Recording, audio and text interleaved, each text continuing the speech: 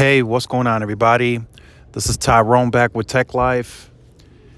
And T-Mobile had its Q1 or Q4 earnings call this morning.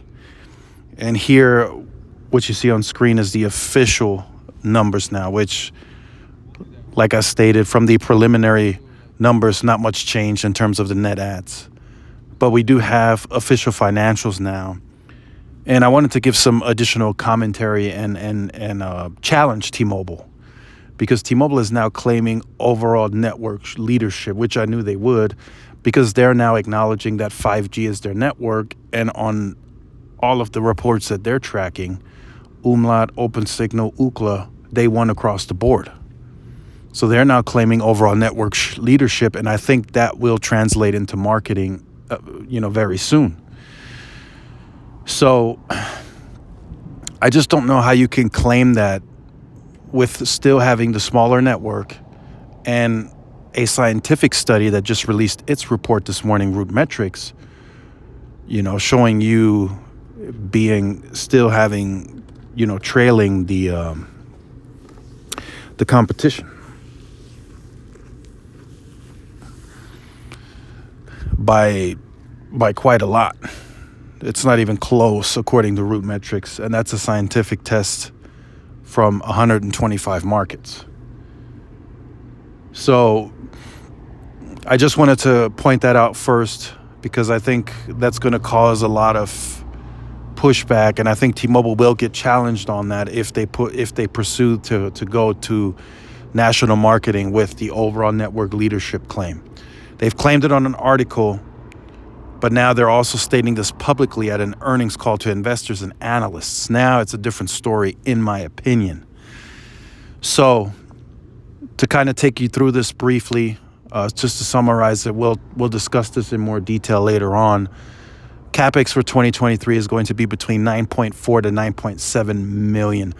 The $9 to $10 billion is going to be the run rate. So next year, we're going to exceed the 9 to 10 billion, and the year after that. That's going to be the normal CapEx moving forward, unless something really changes in the business where they see, okay, we need to up CapEx, which I think they do based on growth. But that is what they set the guidance at. Also, the guidance for postpaid growth is 5 to 5.5 million. That's pretty big, although lower than 2022, but T-Mobile is still anticipating to have the biggest growth out of all the mobile network operators in 2023. As they said, when everything stabilizes, they would come out ahead at the leadership in terms of growth, and that will continue to happen. So they are already at 265 million pops covered with N41. So they finished the year at 260. They already jumped 5 more million since they announced the 260. So about a month, they grew that additional by 5 million. So they're moving on the network side. So although the lower CapEx is not welcomed, in my opinion, it still seems that they can get to the goals that they want to achieve, and they're continuing to execute. So I do feel like if they think they couldn't get to the goals that they want to achieve, they would have accelerated the CapEx this year too. But it seems like they can get to the 300 million covered quite comfortably by the end of the year at the 9.4 to 9.7 CapEx that they set forth. The breach, rarely talked about. There was about a 17-second segment. No analysts asked any further questions, so nobody cares about the breach, it seems. So business as usual on that. So I don't see any effect to the business whatsoever.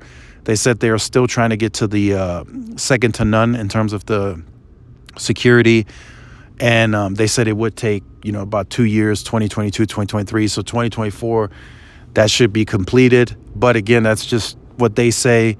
It hasn't really translated to seeing that publicly. They're still getting breached as far as what we see.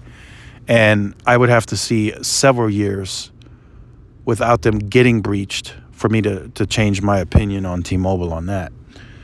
So huge upside for T-Mobile, largest to net adds on business in the company's history, according to Collie Field. Seems like they're getting traction with major airlines, 9 out of 10. They're getting some SMB. They're getting some from the health sector, nursing groups, 25,000 accounts. So that's moving. So the value with the network is working. It looks like people are looking, they're shopping, and they're looking, okay, I know this mobility is a necessity, but could I get it for cheaper and still have the same experience as I did with the incumbents that was more expensive? So it looks like the strategy is working for T-Mobile. They're executing a very solid business plan. So we'll talk about more in depth later on today. Just wanted to share that with you. I'll do some more reading. There's other analysts that are now going to share their thoughts and opinions. So I'll look into that, and I'll share some of that with you guys later today. So make sure you guys stay tuned to the channel for more. Like, share, subscribe. See y'all in the next one. Peace.